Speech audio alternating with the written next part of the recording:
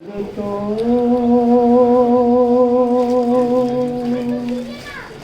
نہیں آتی،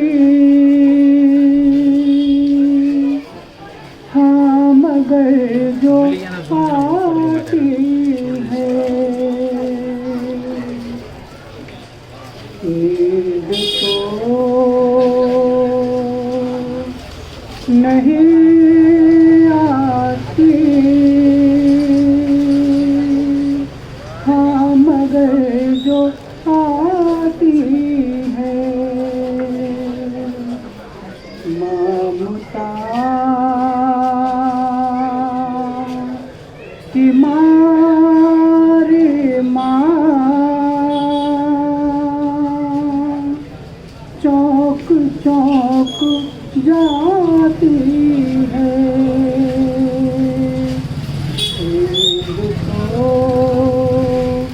نہیں آتی، ہاں مگر جو آتی ہے بے قرار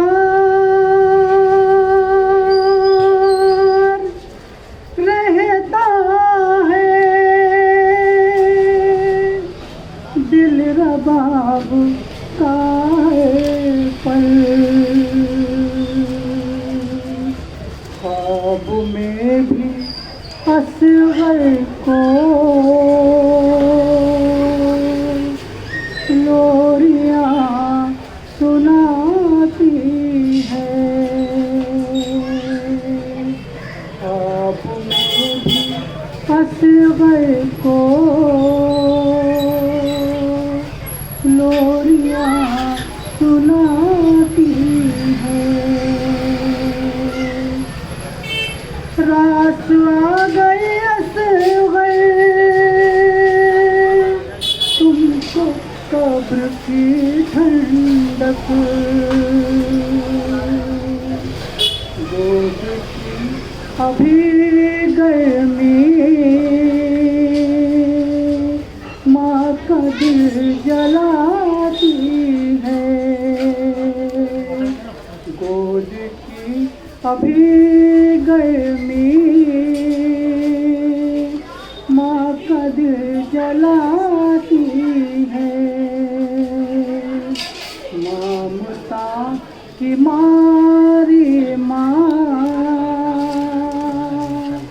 چوک چوک جاتی ہے بھول سکتی ہے یوں تو ماں تمہاری زلفوں کو بھول سکتی ہے یوں تو ماں تمہاری زلفوں کو تیر سے چھدی گردن وہ نہ بھول پاتی ہے تیر سے چھدی گردن وہ نہ بھول پاتی ہے ممتا کی ماری ماں چوک چوک جاتی ہے ماں کا ہاتھ کیوں اصغر بے خودی میں اٹھتا ہے ماں کا ہاتھ کیوں اصغر بے خودی میں اٹھتا ہے جھولنا جھلاتی ہے ماں تمہیں بلاتی ہے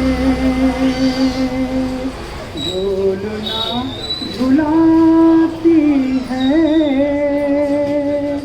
ماں تمہیں بلاتی ہے پر محمد وآل محمد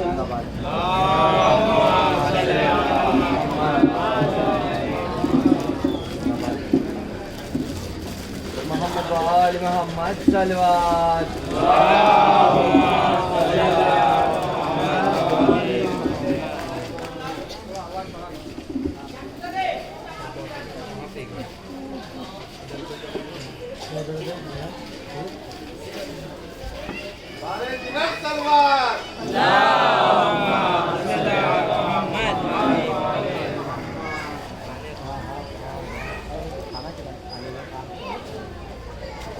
وأفوض أمري إلى الله إن الله بصير بالعباد ولا حول ولا قوة إلا بالله العلي العظيم.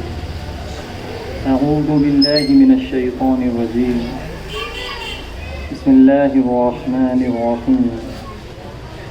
الحمد لله الذي تفرد بالعزة والبقاء وقهر عباده بالموت والفناء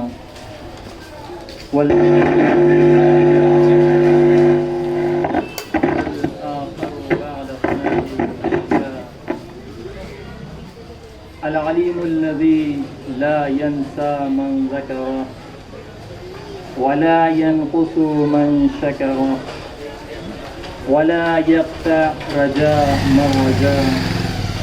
والصلاة والسلام على أشرف الأنبياء والمرسلين حبيب إله العالمين أبي القاسم محمد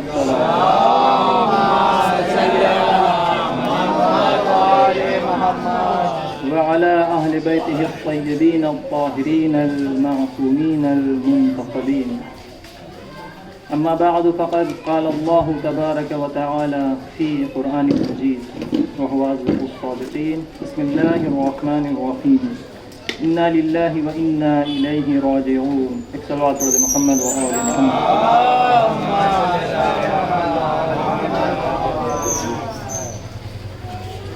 آج کی یہ میری چوتھی گفتگو ہے اور جو عنوان ہے انا للہ و انا الیہ راجعون، یعنی کہ ہم خدا کے لیے ہیں اور اسی کی طرف پلٹ کے جانے والے ہیں.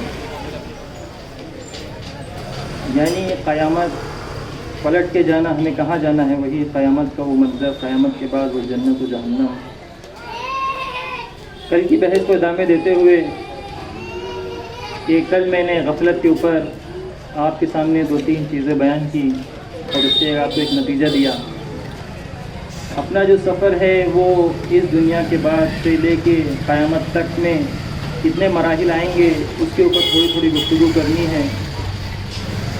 آج اتنا وقت نہیں مل پائے گا انشاءاللہ صرف اس روح کے اوپر کہ روح کیا ہے اور خدا نے اس روح میں کتنی قدرت اور طاقت رکھی ہے، صرف اس کے اوپر آج بحث کریں گے انشاءاللہ. ایک صلوات پڑھ دیں محمد و آل محمد.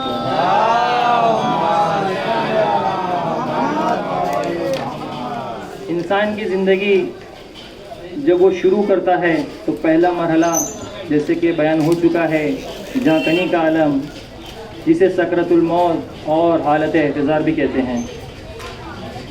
اس کی کچھ باتیں آپ کے سامنے میں نے پیش کی کہ جانکنی کا عالم کیا ہوتا ہے، سکرۃ الموت کیا ہوتی ہے. اس میں کچھ اور بھی چیزیں پیش آتی ہیں جس کے اوپر یہ حالت پیش آئے. یعنی اگر کوئی شخص اس حالت میں پہنچے کہ ابھی یا تبھی وہ اس دنیا سے اٹھنے والا ہے تو اس کے سامنے کچھ چیزیں، کچھ عجائبات پیش آتے ہیں جو دوسرے لوگ نہیں دیکھ سکتے. سب سے پہلی چیز یہ کہ خود رسول خدا صلی اللہ علیہ وآلہ وسلم اور امام علی علیہ السلام اور حتیٰ کہ بعض جگہ ملتا ہے کہ خود پنجتن پاک علیہ السلام انسان کے سامنے آتے ہیں. اب اگر وہ مومن ہوا تو ان کے لیے فائدہ مند ہے اور اگر مومن نہیں ہوا تو اس کے لیے بہت بڑا مطلب اس لیے لاس ہے، نقصان ہے اسے. اور ساتھ میں فرشتے بھی آتے ہیں. کس حالت میں؟ انسان ابھی مرا نہیں ہے، ابھی وہ موت سے ایک دم نزدیک ہے، ابھی مرا یا تبھی مرا، جانکنی کے عالم میں ہے اور وہ تمام مناظر کو دیکھنے لگتا ہے کہ کون کون اس کی زیارت کو. خود وقت کا امام بھی اس شخص کے پاس آتا ہے. یہ ایک چیز ہوتی ہے. دوسری چیز، جب ایک شخص اس حالت میں پہنچتا ہے کہ اب اس دنیا سے جانے والا ہے تو خود وہ اپنی پیدائش جو اس حالت میں مرنے والا ہے وہ خود اپنی پیدائش سے لے کے اس حالت تک کہ جہاں وہ پہنچا ہے ایک لمحوں میں وہ پورا مناظرہ دیکھ لیتا ہے کہ اس نے اپنی زندگی میں کیا کیا عمل انجام دیا، کتنے حلال کام کیے، کتنے حرام کام کیے، کون سی چیزوں کو دیکھا، کون سی چیزوں کو سنا، اس نے کن چیزوں کو اپنایا، کس نیت سے اپنایا، ہر ایک چیز اس کی نظروں میں ایک لمحوں میں وہ دیکھ لیتا ہے۔ اب یہ کیسے ممکن ہے ایک لمحوں میں وہ تمام چیزیں دیکھ لے؟ آگے میں اس کو بیان کروں گا۔ وہ ایک لمحوں میں دیکھ لیتا ہے۔ اب تیسری چیز کیا ہے جو اس حالت میں پہنچتا ہے تو اس کے سامنے پیش آتی ہے، وہ یہ ہے کہ اب چونکہ اس کا رابطہ اس دنیا سے قطع ہونے والا ہے، جدا ہونے والا ہے، الگ ہونے والا ہے، تو اب جتنی بھی چیزیں وہ اس دنیا سے جتنی چیزوں سے لگاؤ رکھتا تھا اب اس کے سامنے وہ چیز جلا دی جاتی ہے۔ ظاہراً ایسا نہیں کہ وہ مال اولاد سب کو آگ لگا، نہیں، اس کے سامنے ایک ایسی چیز پیش کی جاتی ہے، وہ دیکھتا ہے کہ میرے سامنے میری پوری چیز، پوری دنیا جلا دی جا رہی ہے، تو اس کے سامنے ایک یہ مرحلہ پیش آتا ہے، اور وہیں سے اسی حالت میں وہ اپنا ٹھکانہ بھی دیکھ لیتا ہے کہ وہ جنت میں جائے گا یا جہنم میں جائے گا۔ اب یہ جو عالم سکرۃ الموت ہے، اس کے بعد جب موت آتی ہے تو انسان وہ جنت و جہنم، وہ والی جنت و جہنم نہیں جو قیامت کے بعد ہے، بلکہ خود اس دنیا میں جب انسان مرتا ہے تو ایک عالم ہے، عالم برزخ، ٹھیک، وہ اس میں وارد ہوتا ہے۔ تو انسان جب جاتا ہے تو اس کو دو ہی ٹھکانہ ملتے ہیں، یا وادی السلام میں جائے گا یا وادی برہوت میں جائے گا۔ وادی السلام نجف اشرف عراق میں ہے، اور وادی برہوت جو روایت سے پتہ چلتا ہے وہ یمن میں ہے۔ تو یہ کچھ چیزیں انسان کو موت سے پہلے ہی اس حالت میں کہ وہ مرنے والا ہے، کیونکہ اب اس کی موت آنے والی تو وہ ان تمام چیزوں کو جان جاتا ہے۔ تو یہ ہو گئی موت کی بات۔ اب ایک شخص، مطلب سکرۃ الموت کی بات ہو گئی، اب ایک شخص اس کی روح نکل گئی۔ روح نکلنے کے بہت سارے مراحل ہیں کہ روح کے بعد اس کے ساتھ کیا کیا حادثات پیش آتے ہیں۔ میں خود صرف اس روح کے اوپر بحث کروں گا کیونکہ وقت بھی نہیں ہے، 15-20 منٹ ملتا ہے اس میں، اور پھر مسائل بھی ہے۔ تو اس روح کے بارے میں، اس کی خصوصیات کیا ہے، خدا نے اس کے اندر کیا پاور، کیا طاقت رکھی ہے، اس کے بارے میں ذکر کروں گا، پھر ربط مسائل۔ خداوند عالم ارشاد فرماتا ہے، بسم اللہ الرحمن الرحیم، وَيَسْأَلُونَكَ عَنِ الرُّوحِ قُلِ الرُّوحُ مِنْ أَمْرِ رَبِّي وَمَا أُوتِيتُم مِّنَ الْعِلْمِ إِلَّا الْقَلِيلَ۔ وہ لوگ آپ سے سوال کرتے ہیں نبی کہ روح کیا ہے، آپ کہہ دیں کہ یہ امر خداوند ہے، یہ خدا کا امر ہے، خدا کے امر سے اس کا تعلق ہے، اور تمہیں بہت کم علم دیا گیا ہے۔ امر خداوند کیا ہوتا ہے؟ امر یہ آپ لوگ ایسے سے لفظوں کو بھی سنا کرے، سمجھا کرے، اگر نہیں سمجھ میں تو اس کو سرچ کیا کرے، انگلش میں، عربی میں، اردو میں، جو جیسے لینگویج سمجھتا ہے ویسے سرچ کرے، کوشش کیا کرے۔ جو نئے الفاظ آتے ہیں میں کوشش کرتا ہوں اس کا ترجمہ بھی بتاؤں، یا اس کو کوئی آسان لفظوں میں بیان کروں تاکہ وہ چیز واضح ہو جائے۔ تو خدا نے روح کو اپنی طرف نسبت دی ہے، کہا کہ یہ امر خداوندی ہے۔ ہم نے جو اب تک اس دنیا میں یا سائنس نے ریسرچ کی ہے، کس چیز پر کی ہے؟ یہ جتنی بھی گیلیکسی ہے، جتنے بھی یہ کہکشاں ہیں، ورلڈ ہے، دنیا ہے، یہ سب پہلے آسمان کے نیچے ہے۔ ابھی سائنس اس پہلے آسمان کے نیچے کو مکمل طور سے ریسرچ نہیں کر پائی کہ کتنی اور دنیا، کتنی اور گیلیکسی وغیرہ موجود ہیں۔ بتاتے ہیں کروڑوں کھربوں گیلیکسی پائے گئے ہیں، لیکن ابھی بھی مکمل نہیں کر پائے۔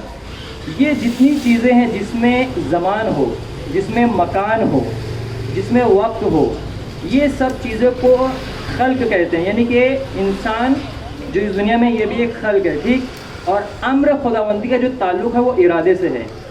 ارادہ خدا کا یہاں پہ بھی ہے، ارادہ خدا کا اس گیلیکسی، یہ جو آسمان ہے اس کے اوپر بھی ہے۔ یا یوں کہوں کہ جب خداوند عالم اس دنیا میں کسی چیز کو بناتا ہے، خلق کرتا ہے، مثال کے طور پر اگر اس کو ایک سیب بنانا ہے، ایک سیب کیا سیب بنانا اسے، تو وہ ڈائریکٹ سیب کو اپنے ارادے سے یہاں خلق نہیں کرے گا۔ کیوں نہیں کرے گا؟ وہ کر سکتا ہے لیکن نہیں کرے گا۔ کیوں؟ کیونکہ مخلوقات کے اندر یہ صلاحیت نہیں ہے کہ وہ فوراً آ جائے، کیونکہ اس نے یہاں پہ ایک سسٹمیٹک ایک رولز بنایا ہے کہ پہلے وہ کیا ہو، ایک دانہ ہو، زمین میں جائے، چاہے خود انسان ڈالے یا خدا کسی چیز کے ذریعے کرے، پھر پانی ملے، ہوا ملے، دھوپ ملے، پھر وہ تنا بنے، پودا بنے، پھول پھل، ایک درخت۔ اس طریقے سے ایک پورا ایک سسٹم ہے جو یہاں پہ ایک آپ کو پھل کی صورت میں سامنے آئے۔ لیکن اس عالم کے علاوہ ایک دوسرا عالم ہے جسے عالم امر کہتے ہیں۔ وہاں پہ صرف خدا ارادہ کرتا ہے وہ چیز وجود میں آ جاتی ہے۔ جیسے ملائکہ کے لیے کوئی زمان و مکان نہیں ہے، وہ جب خلق ہوتے ہیں ان کے لیے کوئی زمان و مکان نہیں، اس سے وہ اوپر ہیں۔ تو یہ جو چیز ہے امر، جو خدا نے انسان کی روح کو اپنی طرف نسبت دی ہے، وہ ایک بہت بلند چیز ہے، بہت روح جو ہے انسان کی بہت بلند مقام رکھتی ہے اور اس کی بہت ساری خصوصیات ہیں.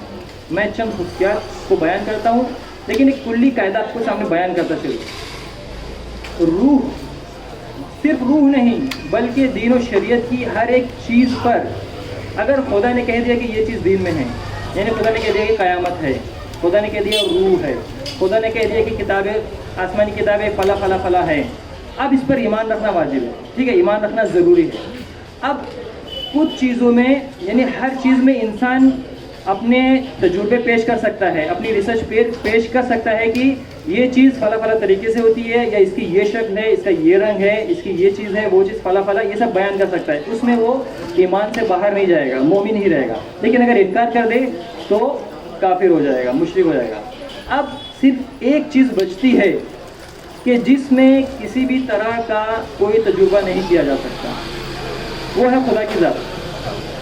آپ نے مانا، ہم نے مانا خدا ایک ہے، لیکن اب یہ جو خدا ہے اس کی صفات کے بارے میں آپ ریسرچ نہیں کر سکتے خود سے، نہ ہی آپ کوئی ایک جملہ خدا کے بارے میں اپنی طرف سے کچھ کہہ نہیں سکتے اور نہ ہی اس کو لے سکتے ہو. اب ہم کو یہ دیکھنا ہے کہ یہ جو خدا کی صفات ہیں وہ ہم کو کیسے ملیں گی. تو آپ کو اس کے آگے بیان کرنے سے پہلے میں ایک چیز بتاتا ہوں کہ مسلمان کے کچھ جتنے فرقے ہیں ان میں سے ایک فرقہ، میں نام نہیں لوں گا، وہ خدا کے بارے میں کیا عقیدہ رکھتے ہیں.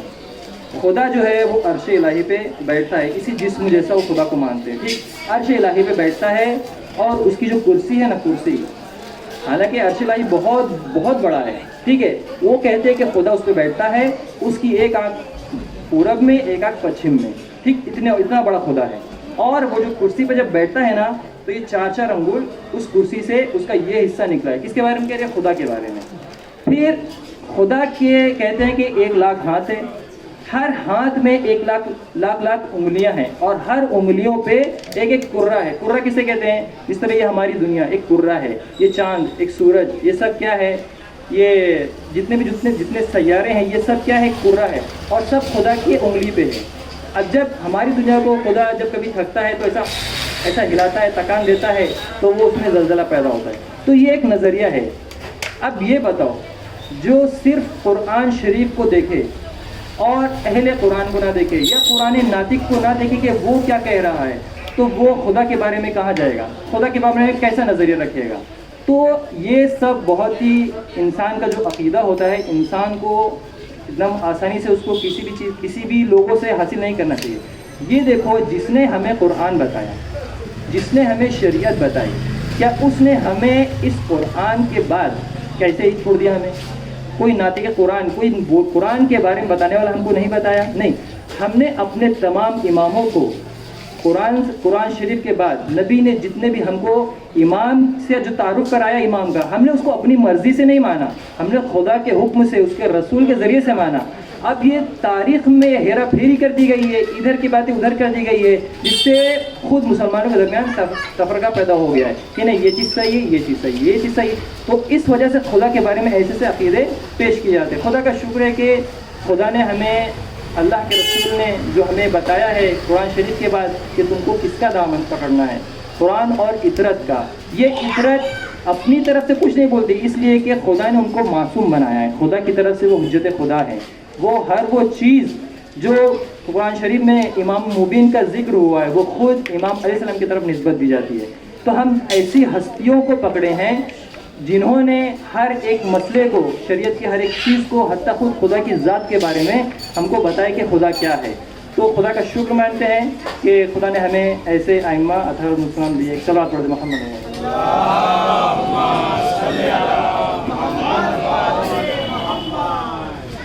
اب یہ جو روح ہے، روح، اس کی خصوصیات کیا ہے؟ یہ جو روح ہوتی ہے نا، اس کو ایک نام دیا گیا ہے مجرد. ٹھیک، فارسی میں بھی ایک مجرد ہے، اس کا ایک الگ معنی ہے. جو ان میرڈ ہوتا ہے، جو شادی شدہ نہیں ہوتا، اس کو مجرد کہتے ہیں.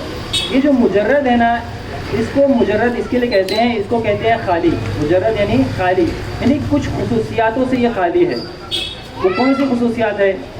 تو اس کے پہلے مجھے دنیا کو سمجھانا پڑے گا.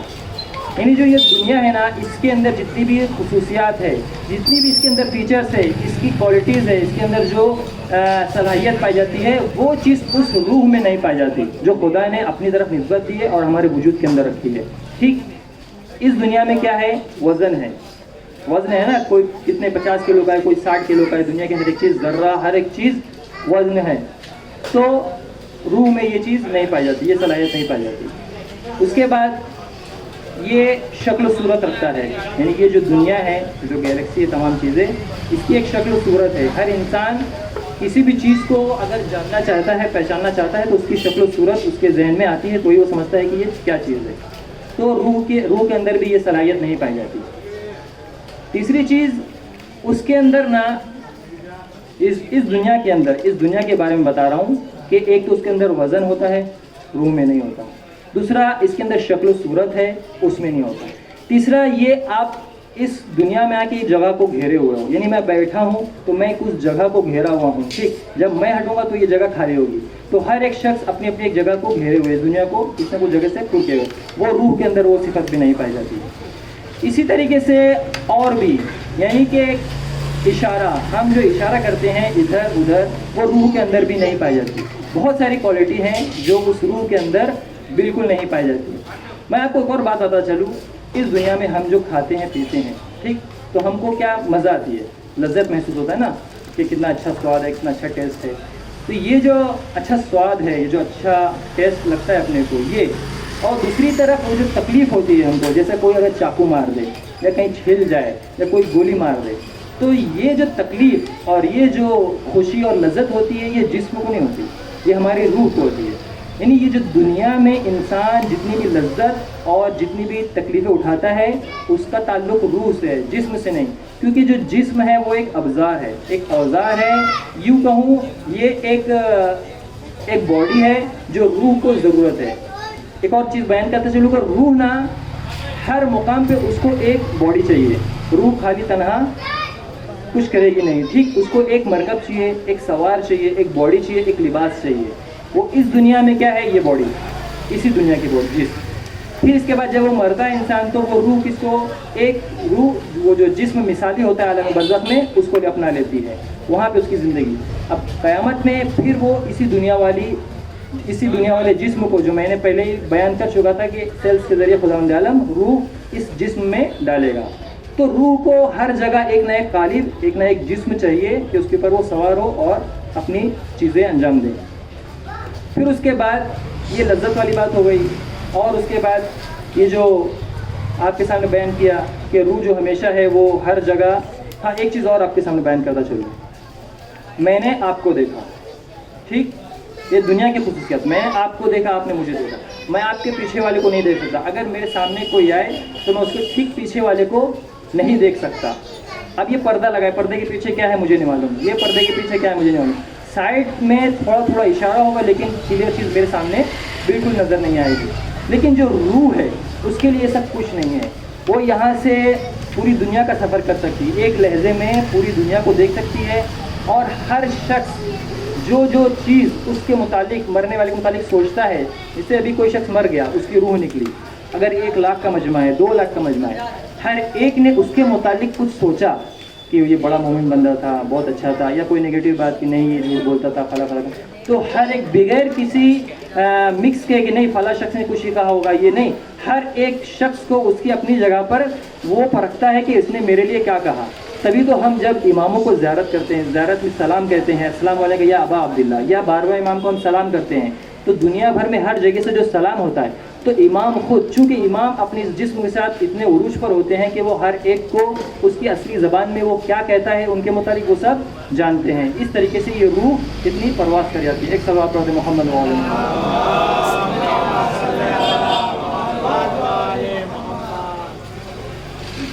ایک اور صلوات پڑھتے محمد.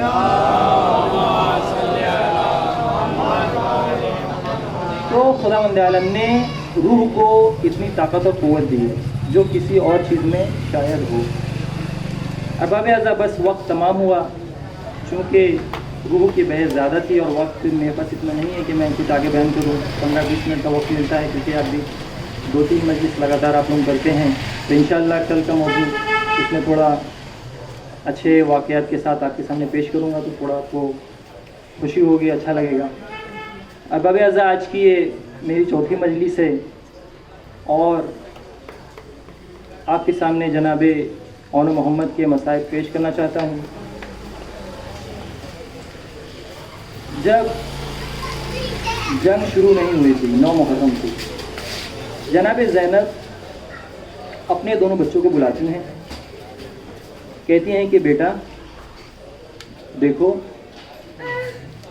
کل سب حسین پہ شہید ہوں گے، حسین پہ اپنی جانیں قربان کریں گے، تم کو بھی اپنی جانیں دینی ہوگی، تم کو بھی علی اکبر سے پہلے شہید ہونا ہوگا، جناب قاسم سے پہلے شہید ہونا ہوگا، اور یاد رکھنا بیٹا، اگر فرات پر پہنچ بھی جانا تو پانی نہ پینا، اس لیے کہ جو تمہارے ماموں ہیں ان کے بھی بیٹے پیاسے ہیں، جناب سکینہ پیاسی ہیں، جناب علی اصغر پیاسے ہیں، ان کی پیاس یاد کرنا اور ہرگز فرات کا پانی نہ پینا۔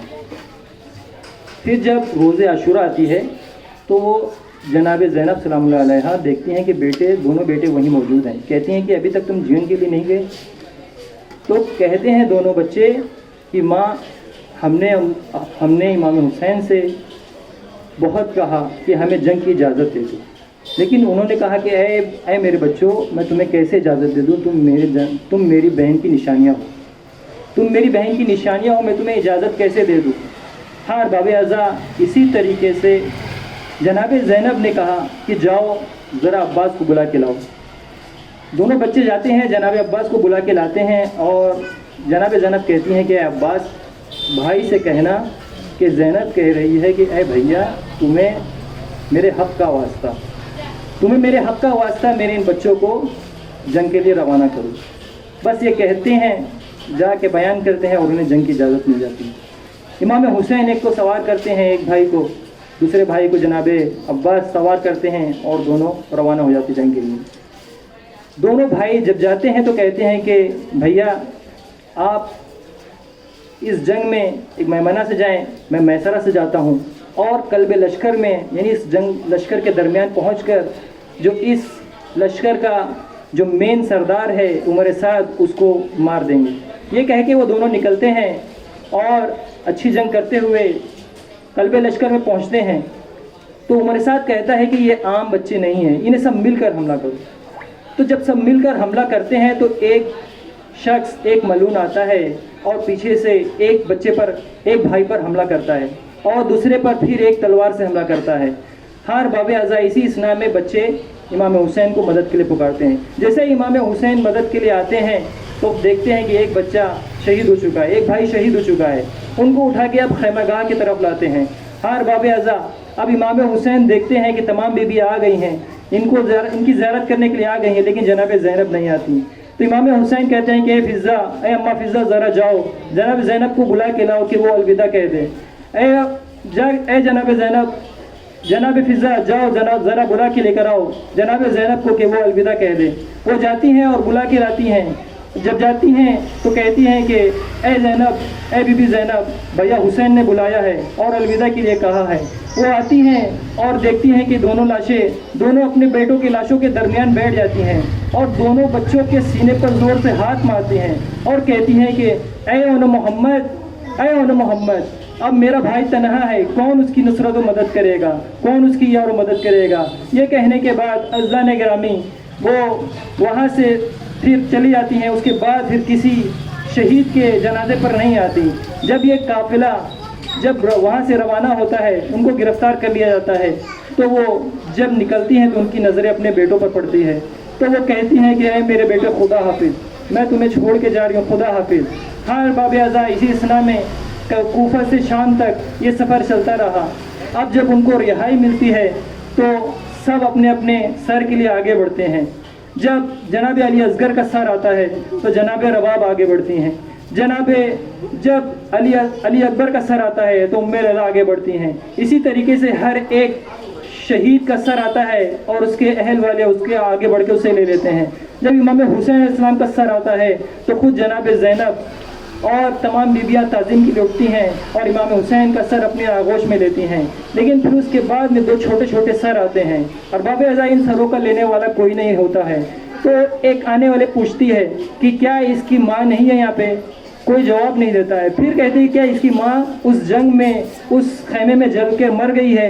تو جناب فضہ کو رہا نہیں جاتا، وہ کہتی ہے کہ نہیں بی بی، اس کی ان دونوں بچوں کی ماں میری شہزادی ہے اور وہ زندہ ہے۔ اس طریقے سے وہ جناب زینب اور اس طریقے سے وہ دونوں بچوں کے سر لیتی ہے اور الوداع کر جاتی ہے۔ انا للہ و انا الیہ راجعون۔